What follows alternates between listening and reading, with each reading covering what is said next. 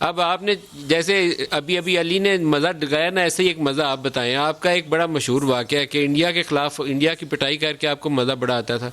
वो चेतन शर्मा को जो आपने छक्का मारा हुआ है, पूरा इंडिया अभी तक उस छक्के को भूला नहीं है। अब वो सुना ये कि आपको बॉलिंग करवा रहा था लड़का, तो आप उसको डरा रहे थे, बता तेरा रूम नंबर क्या है, होटल में तेरा रूम ये नंबर क्या है, वो बिल्कुल। कहानी क्या है? दरअसल बेंगलोर में है ना, मलिक साहब टेस्ट मैच हो रहा था, राइट। अच्छा, अब वहाँ विकेट एक तो इतनी टर्निंग बनी हुई थी, और फिर वो नेगेटिव बॉल करता था। हालांकि he was good friend of mine also, दोषी, दिलीप दोषी हमारे साथ काउंटी भी खेलता था वहाँ पर, इंग्लैंड में भी। मेरा बड़ा अच्छा घर में आना जाना भी ये था।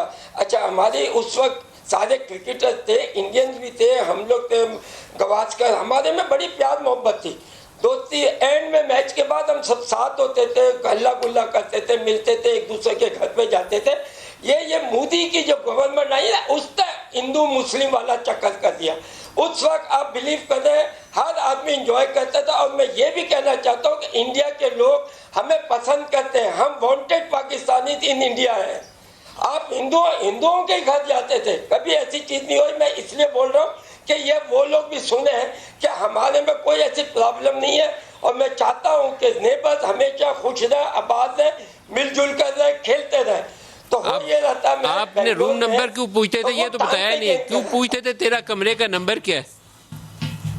हाँ, मैं वही बता रहा हूँ। तो वो मतलब टांग पे गेंद कर रहा है।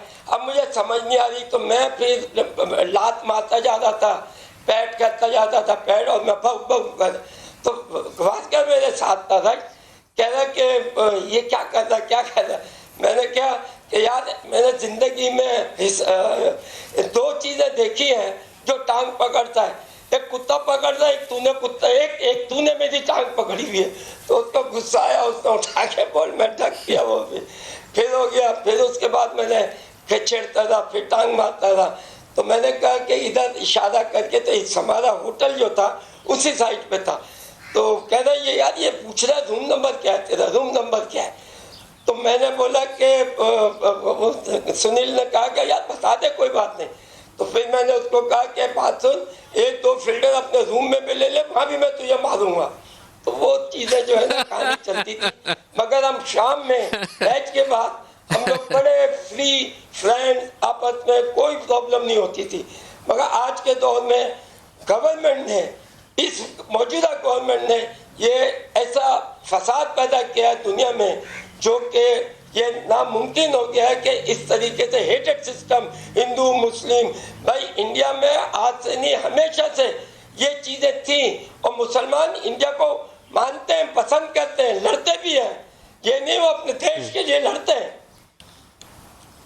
तो असल में तो जो मोदी ने बेड़ागर किया है, उसके बाद तो इंडिया के अंदर एक दाखिली तकसीम का एक नया अमल शुरू हो गया। बहुत नफरत फैलाई, बहुत जुल्म किया उसने मुसलमानों के ऊपर।